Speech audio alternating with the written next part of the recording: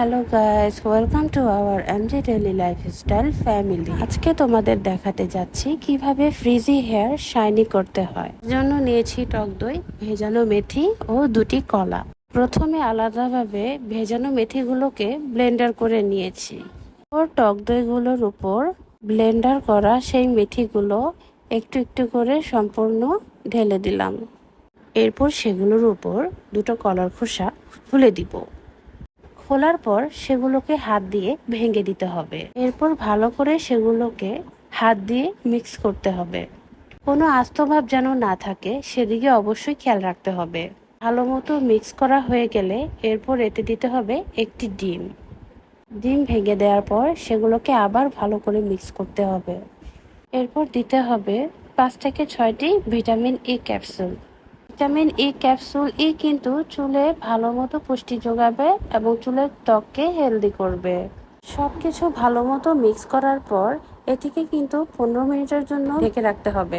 এরপর দেখাচ্ছি সেই হেয়ার মাস্কটি কিভাবে লাগাতে হয়। বিলি কেটে কেটে গোড়ায় গোড়ায় মাস্কটি লাগাতে হবে, যেন এর পুষ্টিগুণ চুলের গোড়ায় পায়। তোমাদের বোঝার সুবিধার্থে আমি আমার ননাসের মাথায় মাস্কটি লাগাতে দিয়েছি। জিনিসটা কিন্তু পুরো মাথায় এভাবে লেপে লাগাতে হবে এবং এর 2 ঘন্টা পর শ্যাম্পু দিয়ে ভালো করে ধুয়ে নিতে হবে।